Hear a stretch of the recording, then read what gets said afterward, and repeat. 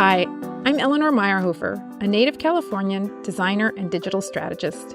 In October of 1999, a few years after graduating from design school, I flew from San Francisco to Munich with a fistful of Deutschmarks, a dial-up connection, and an extremely vague plan. 20 plus years later, after a 10-year stint at a global agency, freelancing, and launching 2 online businesses, I'm still here. Now I'm talking to other expat business owners to share knowledge, stories, and inspiration for other non-Germans running businesses in Germany.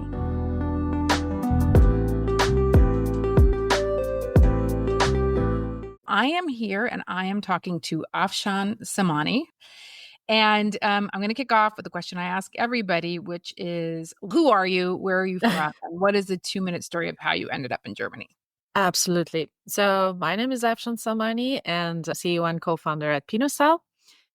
The story for me to come to Germany was kind of like a comeback to Europe for me.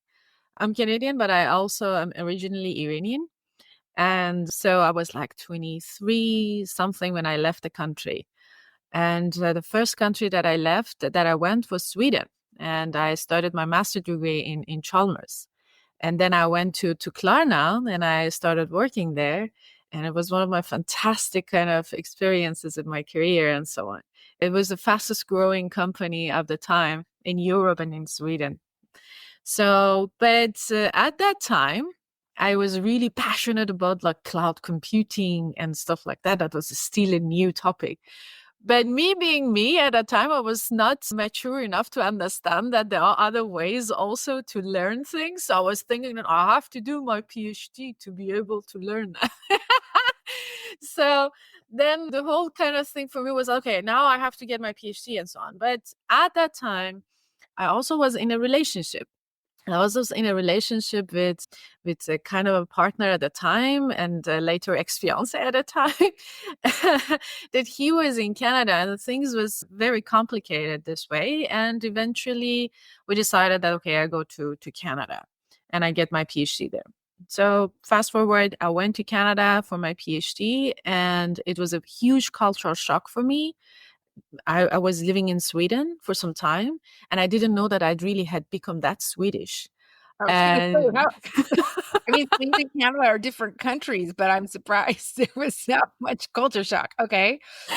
Yeah, but I mean, Swedes are a little bit like everything Sweden is extremely digitized, and still Canada was like, yeah.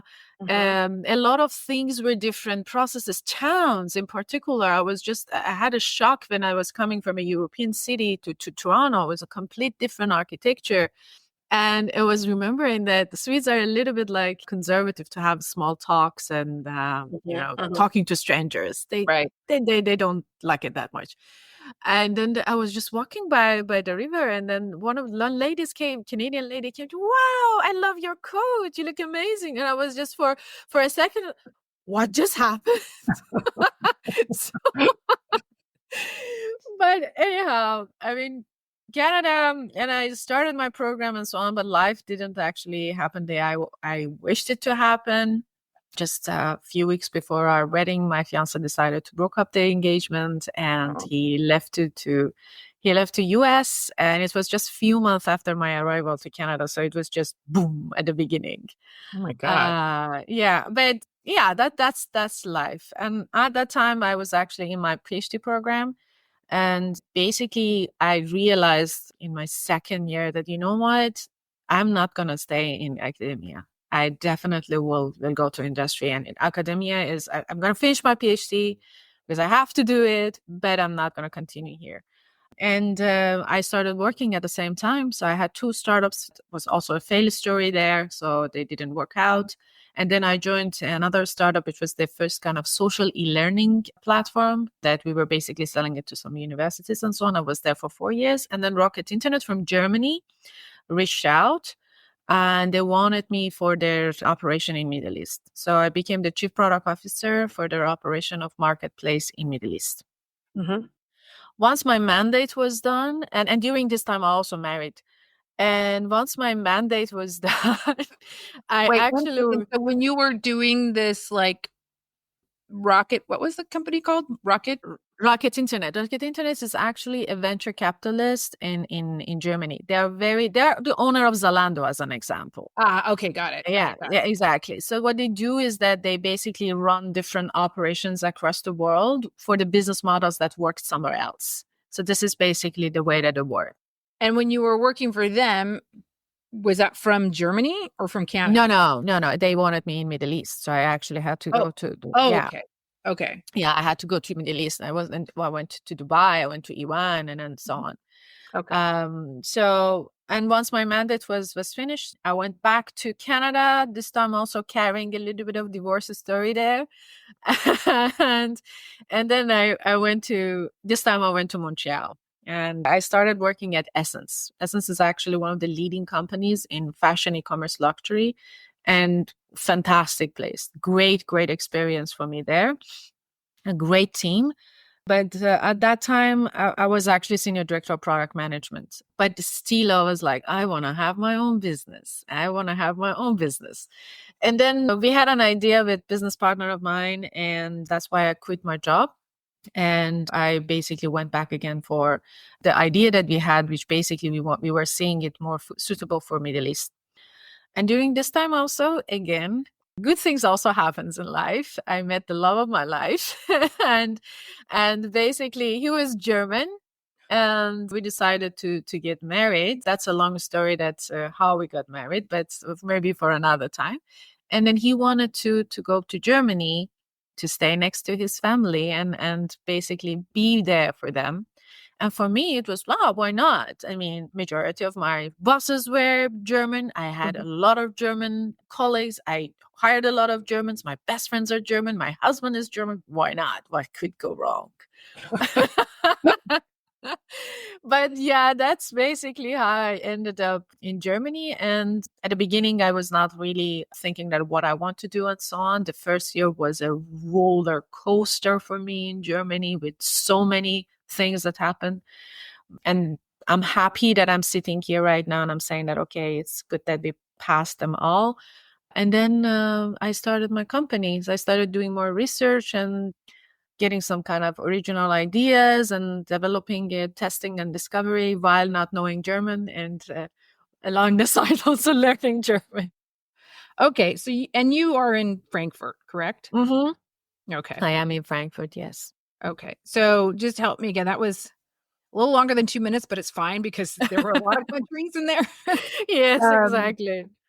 And so you have been in Frankfurt for how long now? It's like 2.5 years now. 2 years. Yeah. And that's Germany, 2.5. Yeah. Okay. Yeah, exactly.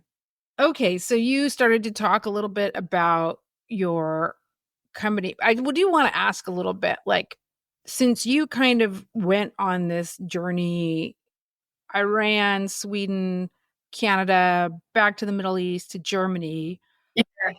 what did it feel like? I mean, so you kind of had this European background from your time in Sweden. Yeah. Did that help in Germany, or was like totally not related, totally different, or did it make it a little bit more of a soft landing?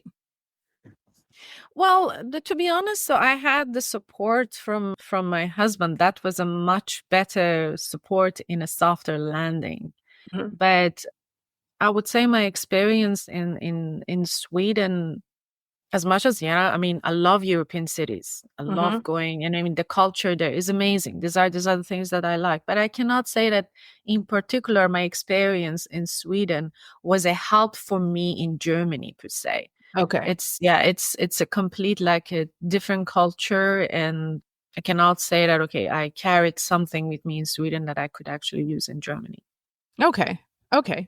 Yeah. All right. So let's jump into you starting your company. So you started saying you were Absolutely. doing some research. Like, what prompted this?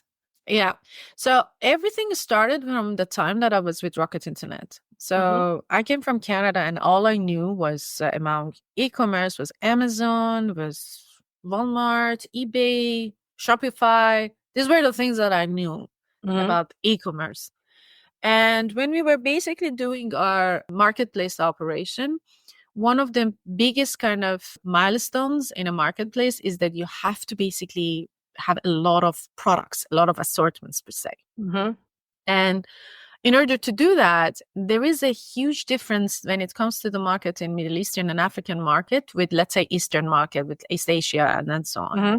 The supply side is extremely fragmented. So you cannot actually, you go to China and then you will find a wholesaler, and then they have these hectares and hectares of warehouses that they have products, and they can actually bring it into your marketplace. It wasn't the case there.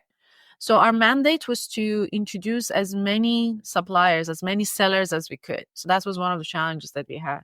And we were working on that. And then I was hearing from my team that somebody is saying that, oh, I bought this from Instagram. And I was just ignoring it at the beginning. I bought this from Telegram. And then I started realizing that this is happening a lot. So what's going on? And I started asking people, what do you mean you bought this from Instagram or you bought this from Telegram? And then they basically said, yeah, people are coming, they show their products, they have the service and so on, and it's so beautiful. And then we basically text them that we like whatever they do.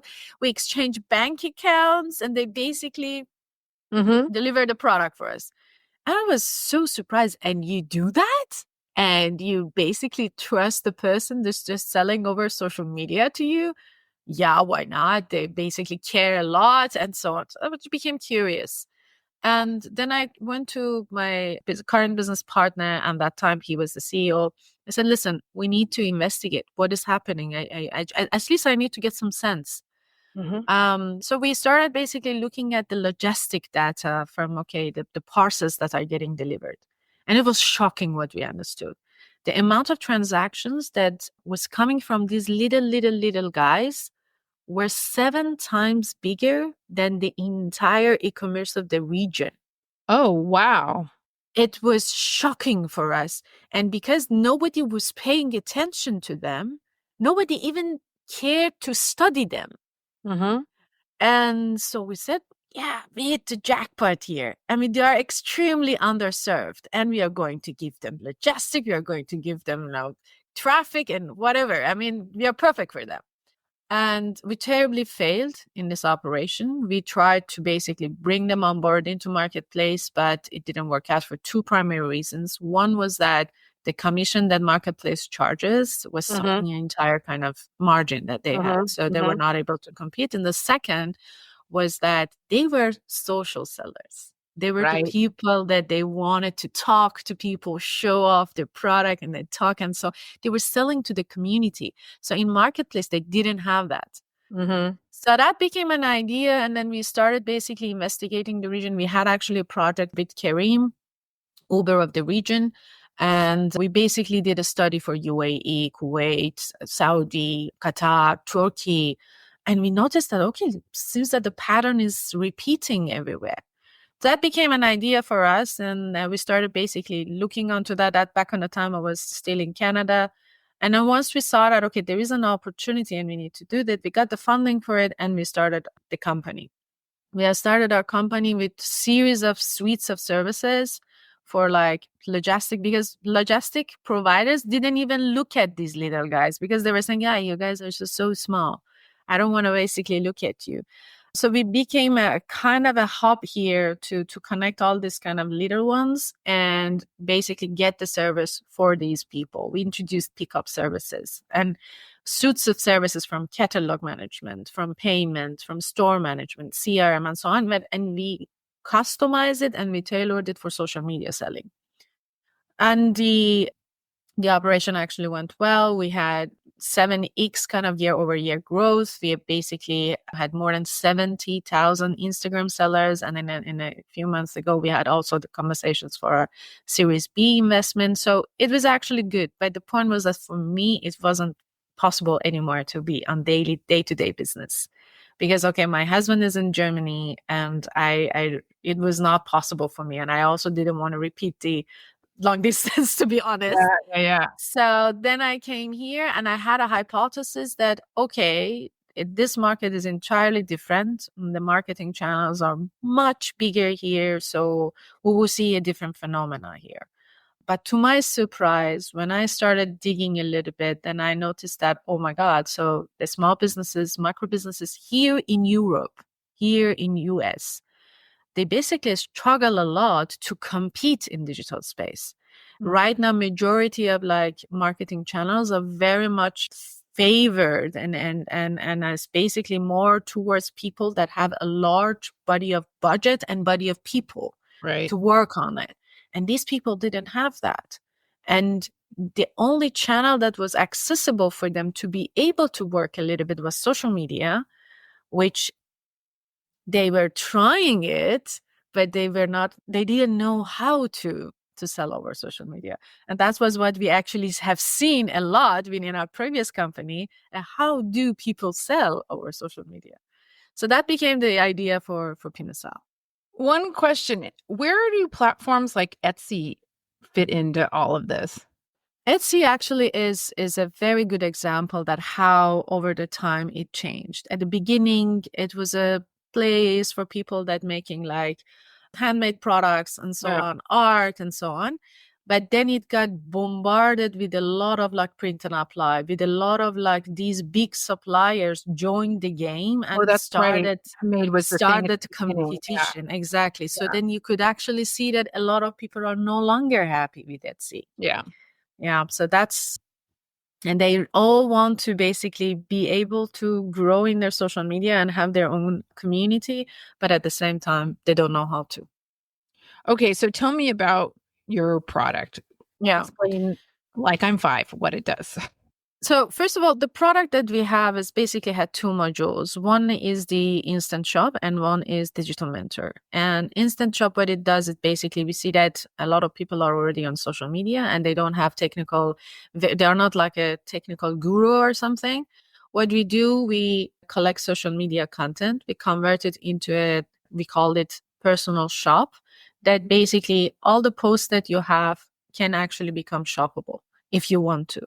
And you have your shop in less than 3 minutes. All the functions that you really need for selling over your communities, functions that you need to generate leads, functions that you need to create promotions, and what you can actually need to update your shop. Everything is tailored for selling over social media. So you will have it in less than 3 minutes. And then the other function that we have is the Digital Mentor, which basically provides daily actions on what you need to do to position yourself in social media and sell over social media. It includes content that you need to publish. It includes emails that you need to do. It includes campaigns that you need to run, and also how you optimize your shop.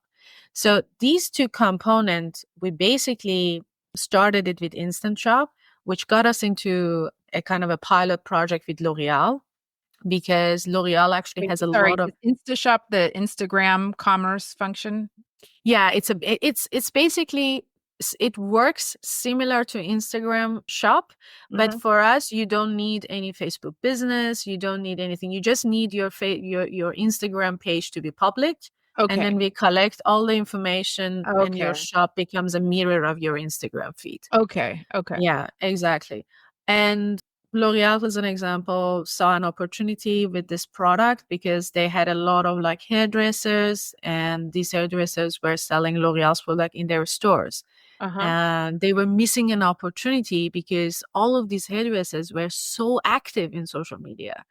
So once they actually saw that, okay, there is something that can actually help them without, so it was so difficult to say to a hairdresser, start a Shopify store, start managing all of this kind of thing and add-ons and so on. It's difficult for them to do that. WooCommerce, forget about it. It's even more difficult. Oh my God, yeah.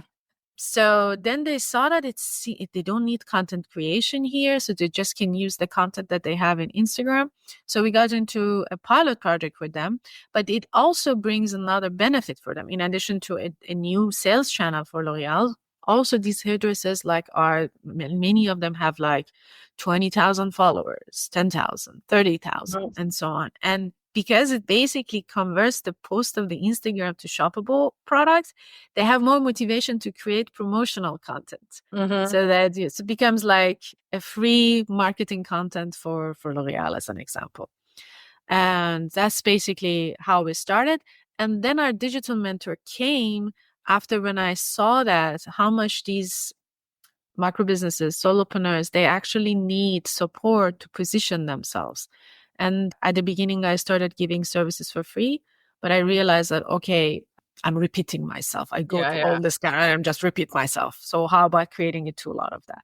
Which basically this digital mentor is still in our pipeline to be built. But right now we have the prototype and we are basically sharing it with few people, and we collect people into our waiting list for that. Okay. Let me just give you a couple of examples that to help me understand this. So there is a woman here in Munich. Her name, Mm-hmm. I'll put it in the show notes. Tasneem Cakes, I think is her name. She makes Okay. amazing, amazing cakes. I get my kids. Good. Yeah, you can go on her Instagram. Beautiful. I get them for my kids' birthday parties. We looked. Uh-huh. It's always like, let's look at the cake lady again and pick cakes, like a mermaids, all kinds of stuff. Beautiful cake. Yes. She lives Yeah. in Sandling. And it's exactly like you said. When I discovered her, I DM'd her and said, I need, 30 cupcakes. And my Yes, kids, exactly. Year's Day. So it's always like everybody's closed. It's always a big hassle. So I was like, I need all these cupcakes. And she just says yes. And either her husband will drop them off at our apartment or I send my husband to pick them up. So she could, in theory, and her, her feed is just these beautiful cakes. She doesn't really need. Exactly. You could just in 3 minutes turn that into some kind of shop. Exactly. Even Exactly. though a lot of it is in-person pickup and stuff like that. That's okay. I mean, and that a platform is basically supporting selling services, selling physical products, or selling digital objects. So it doesn't matter for us. And in particular, in the case that you have, which basically is a service that they're delivering to you, there is a QR code that gets generated. When they come and then give it to you, you show them the QR code, they scan it, and the service is getting delivered. So it basically supports that. Yeah. Okay. And then the other thing that I think is interesting about this, and this is not a Germany-based example, but it's my father, is that I think people selling on these platforms, I used to actually be kind of I used to have an e-commerce store. I won't go into that long story, and I was active in Etsy for a while. But my dad, and he's in California, he sells a letterpress printer, and he sells, it's a hobby. He calls it his e-tirement. He sells hot metal type, and there are a lot of hobby printers all over the world. This was years ago, but I made him a new website, and he sells on eBay. And this is his comfort zone, because I was like, Dad, you could really kind of install a whole e-commerce thing. And he just didn't. He was like, I like it. I understand this. This is my way. And I was like, okay, it's probably better. If any optimizations I could make are going to make everything worse for him. That's how he sells. So I think if I understand, your product kind of meets people where they are, if that's their jam and they like to be on whatever Instagram. Is it only Instagram or is it TikTok? Is it right now we basically are focusing on Instagram, but for us in later stages we are looking into LinkedIn as well as the TikTok. Oh, LinkedIn, really? Yeah. So we see some coaches are actually coming and they get interested, especially by looking at our prototype. So we see that there is actually a line that we can customize for LinkedIn for consultants and coaches, so that they create their courses, their services, and so on. But our digital mentor actually helps them to, okay, now for LinkedIn, if you want to do that, you need to develop these strategies for your content and so on. However, that is different strategy and a different product that we will do. But then that's to back to your question, we see that people are coming and they're asking questions. So this is for me a little bit kind of understanding that, okay, it seems that we are touching something. Okay. But the main gist is that the person doesn't have to stand up their whole own e-commerce or join a marketplace. They can just take what they already have and sell. Yeah, exactly. Okay. Exactly. Okay. And our digital mentor helps them to how to sell it. Yeah. Yeah. Yeah. Because it's not like you just throw up your products and people start buying. Yeah, exactly. Okay, so in case you didn't say, what is the name of this product? So the company is PinoCell, and it has two products. It has Instant Shop and it has Digital Mentor. So Instant Shop is available for public, but Digital Mentor no at the moment. Okay, that's in the works. Okay. Yeah. What I want to talk about, so you and I met at, what was it called? Expat FinCon? Yeah, Expat FinCon, something like that. Yeah, exactly. No, it really is just a great example of just show up to places and start chatting. And then we got into a really interesting conversation. You were sitting in the next table, you heard me talk, and you're like, and I was like, well, come over here, let's talk. And that's how we got talking. And you were telling me about your Estonian e-resident business. This is Exactly. going to be interesting to all of us who have had the fun experience of setting up a Germany in business. So why don't you talk a little bit about what that is and Absolutely. what your experience is? Yeah. Okay. Remember I told you that, okay, Germany was a roller coaster. Yeah. Having a business in Germany also was one of them. When I started here, with the help of a friend also, we basically established a GmbH and we got the entity. Using that entity, we were trying to basically establish the business, create business accounts and bank accounts and so on, and then establish the whole thing. At a time, so it seemed that some of the banks were not comfortable with newly immigrants and so on, and it was taking a whole kind of cycle for us to even start an account here to have our business here. And it was just going to a rabbit hole, and then we really wanted to have the business running. So long story short, we were not able at that time, especially that I was new in Germany. I didn't have a history in Germany and so on. At that time, we were not able to start the business. And I had to basically have a European entity business. I had actually one entity in US that I could actually work with, but for European companies, they needed European entity to work with. So I had to have something in here. And by entity, you mean like a GmbH or something. Is it or just what do they have in the UK? Limited, some Exactly. So we needed to have those, and then they didn't accept our GmbH in Germany, so we had to also again shut it down. And it was just a matter of like a couple of €1,000 we just completely wasted. And time was an asset. So I heard about a friend of mine that he did actually something in Estonia. So I did actually check in and I realized, oh, process seems to be easy. I immediately applied for something that they actually call it E-Residency. It's not like real physical residency in Estonia, but it's a process that they basically review who you are, what you really want to do, and give you an identity with an Estonian state.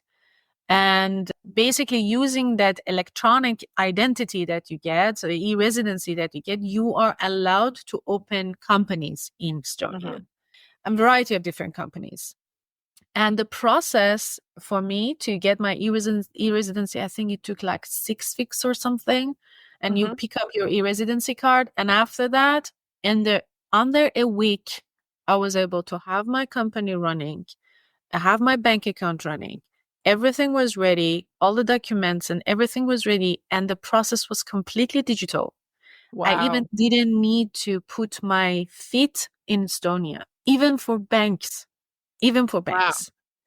And so we got the entity, and that's how we actually could manage the contract with our partner in Poland, with L'Oreal. And the process was extremely startup friendly. So, for instance, regulations there are in favor of okay, startups have just started, they don't have like that much of traction, so let's not to bother them a lot with taxing. So I think in the range was about 40,000. So if your startup is actually generating less than 40,000 euro, you're not obliged for having a VAT. Exact. And or supporting a lot of supports. And if you are basically, if your company is making profit and you're reinvesting it in your country, you are not paying taxes on that. So you're only paying taxes for the dividends that you actually have for the company. Services all are available for doing all your taxes and super easy. I couldn't believe that. But then I was actually putting it in comparison with Germany, and for GmbH, you even need how much you need to pay for the notary, how much you need to basically go on quarterly basis. At least 35,000 euros just to have a GmbH to get started. Yes, it is possible that you basically there are actually few ways that you can even do it with less money. But it's still a capital of the company. For people that have the money, then they can actually use that money for the work of the company. But yes, you need to have it. But I was actually talking to A friend of mine in the same expat Finco, he Yeah. was sharing that it's possible also to use a particular policy that they have. I'm not an expert, so don't take my word for that. But he was actually saying that it's possible to start it with like 3,000 euros as a GmbH. But then whenever that you actually get the revenue, you need to put it back again and make sure that okay, you are fulfilling the necessary capital for the company. But again, this is something that you need to check with them. But yeah, you need to have a bigger capital. But Yeah. even for me, for instance, my capital was very low when I started a company in Estonia. So from that angle also, they were supporting it. And so, and for while you have this, you don't have to deal with the German Finanzamt or tax authorities at all. So that's another thing. For the Estonian, so it's absolutely okay. But and Estonia is part of European Union and it's accepted. It's accepted. However, when it comes to Germany, as a German, you have to report again your entities and so on. So for us, Yeah. it's basically we're reporting everything there. And for the companies that become profitable, then it becomes a challenge if they are not proving that they have residence as an executive or something like that there. But for me, it's not the point at this point. So because we are basically still at the earliest stages, later on we are going to bring our people to offices in Estonia. So that's not a problem. So for me, it was a very good, easy to start solution. And you'll cross all that bridge when you get to it. And Exactly. yeah. Okay. Okay. Exactly. Wow. That is really fascinating. Okay. I want to also just quickly ask you, I am not obviously involved. So you still started the business here in Germany, even though like the entity and all that was done in Estonia. Exact. And so I assume you're kind of in the startup scene a bit. Can you tell me what that's like here? I have Or to your say, experience with that? yeah, exactly. So I was coming from Canada, and I had the same expectations, to be honest, to see similar ecosystem, and it was not the same at all. It was not the same at all. Especially everything was in Berlin, Munich, Yeah. Berlin, Munich, Berlin. Nothing else. I mean, you are in Munich right now, and you have a much stronger ecosystem of startup in comparison with Hessen that I live right now. It's all Um, banking, right? Because of Frankfurt. yeah, it's quite interesting. Frankfurt is actually the heart of banking, but you don't see majority of investments to fintech as an example here Yeah. happening. Yeah. Okay. So, but I compare the first year to the second year. First year for me was, and I'm not saying that okay, yes, obviously there is a kind of learning curve for me also Mhm. to understand what's going on around me. But a major shift happened. Last year, almost there was nothing. This year, there are a lot of things are coming up, and Hessen is actually pushing towards, okay, making more events, bringing more experts, bringing more investments, and so on. Still has a long way to go, Mhm. but they have realized that, okay, this ecosystem needs to catch up. Mhm. So they are now trying to bring as much as, different as accelerators, trying to have also presence here, different investment firms try to have events here as well.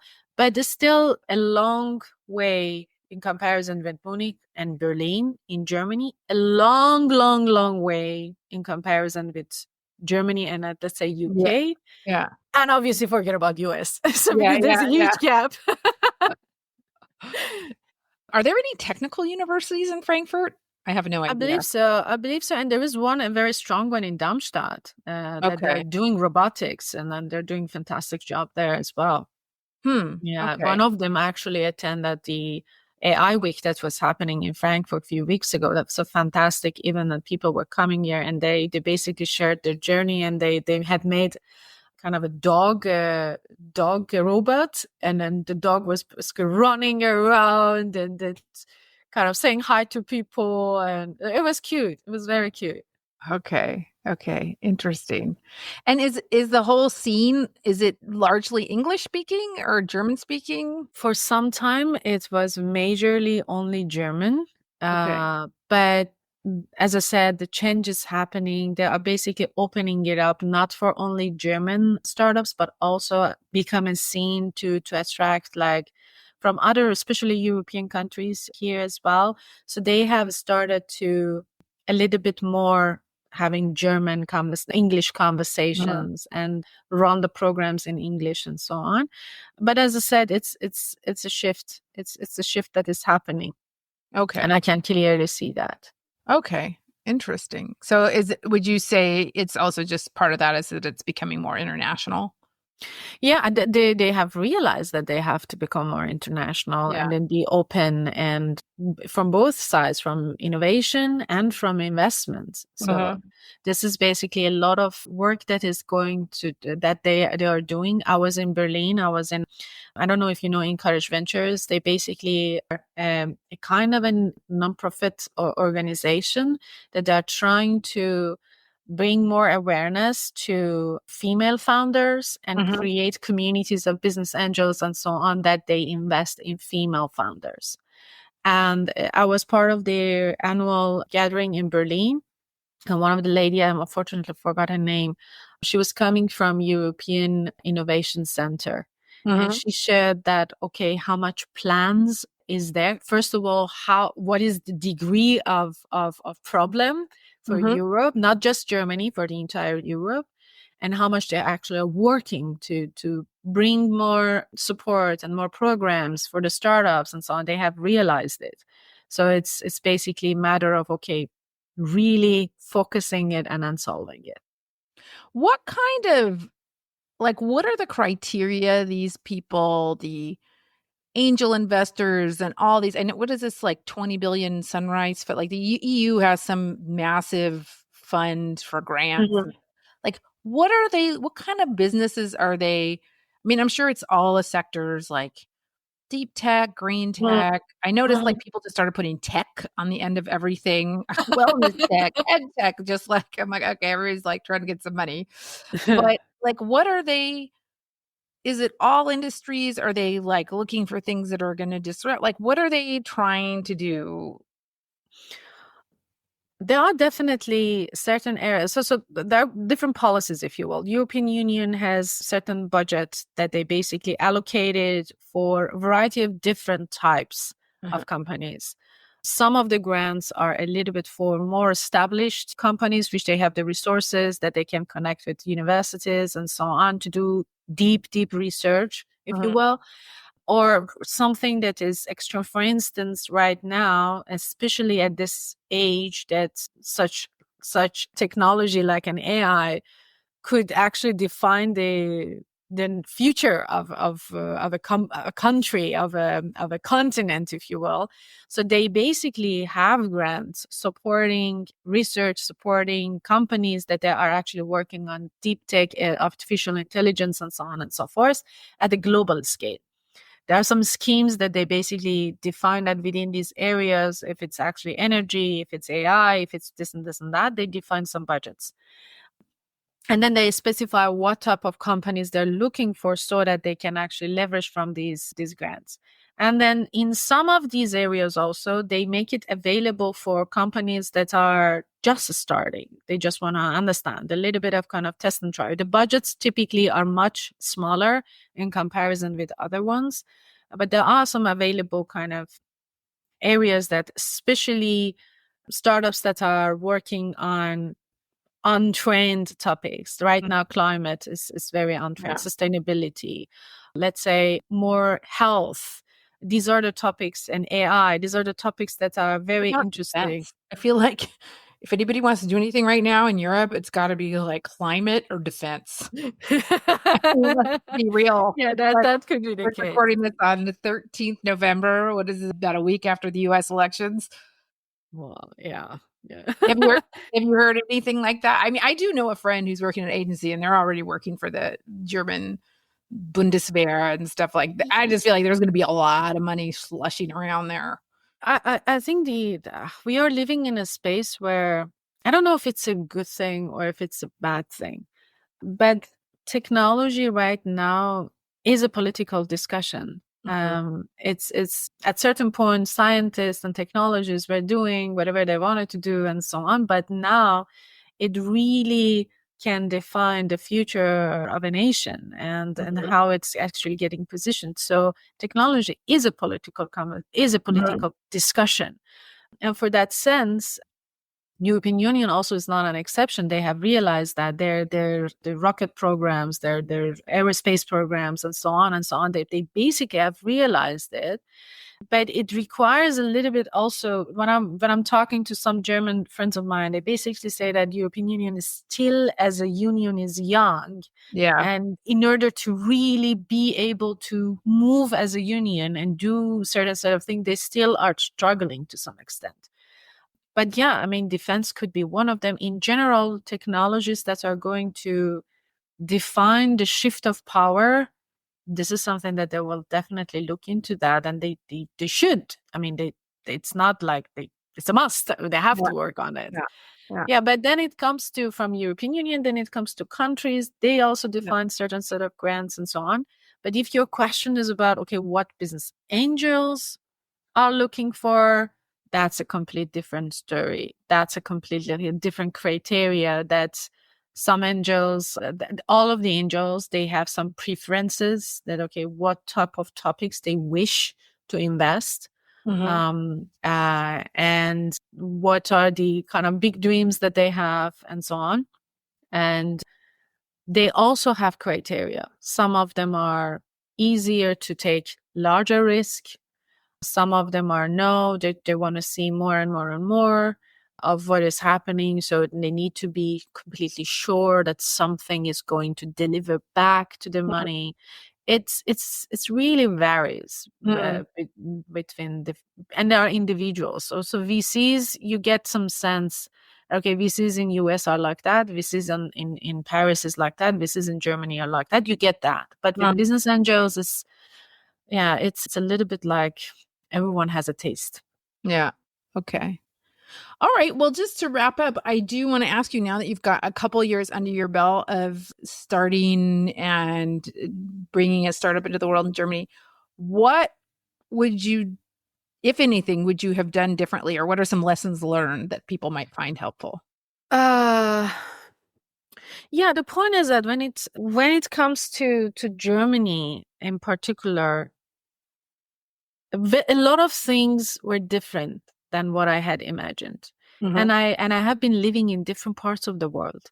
It was not like the first time for me to starting something new and start from scratch. I have pushed myself all over different parts of the world. But in Germany, it took some time for me to realize that the value of network is far more important than the value of network in any other place that I was. Yeah, interesting. So even it's also part of the culture, and then how trust is actually formed in communities in Germany. So even if even let's say that I am an investor and I want to support you, I really like what you're doing, Eleanor. I really like what you are actually doing. But when I'm actually looking into Eleanor is alone in this space, and I also understand that how communities are formed, how business connections are formed, how this and this and this is formed, I see that, okay, her chances of success are very much lower. And therefore, it becomes a little bit kind of a different conversation. The risk for an outsider to come and start something here is much higher. That someone that is already here, knows the network, can pick up the phone, call to people. I can actually see their perspective. But at the same time, as I said, again, these are the topics that have also been picked up by the ecosystem, by the community here. It's not something that, okay, I am just saying it. No, this is something that the community is saying also. And they are working, and then, okay, how can we solve these problems? And how can we, as an example, bring more awareness to female founders? Because statistically, they get less success in fundraising in comparison with the male equivalent male founder. So there are a lot of activities that are happening to help out. It's just we're talking about the timing. It's a matter of timing. But if I want to start again, I would start building the network first, gaining the trust of people first before starting the business. And maybe I would have basically found someone that I could start the business with. So, so these Yeah. are the things that, yeah, if I wanted to do it from the beginning, maybe I would have done it this way. Well, that's great advice to end on. Can you just tell us again where everybody can find you? Absolutely. So they can reach out to me in my LinkedIn. They also can reach out to Pinocell. And we also have an Instagram, Pinocell_shop, that they can also reach out to me or my team there. So, and my email also is available in case that you want to reach out to me personally, afshan.samani@pinocell.bio. So remember that it's .bio, so it's not Okay, we'll .com. put that all. Thanks so much for coming on the show. It was great talking to you again. Thank you so much, Eleanor. I really didn't understand how the time passed. I really enjoyed talking to I was you. like, let's try and keep it to half an hour. It never happened. I really enjoyed the conversation, and you should come to Frankfurt. We should grab a coffee, and definitely. Will do one of these days. All right. Thanks. Thank you so much. I appreciate it.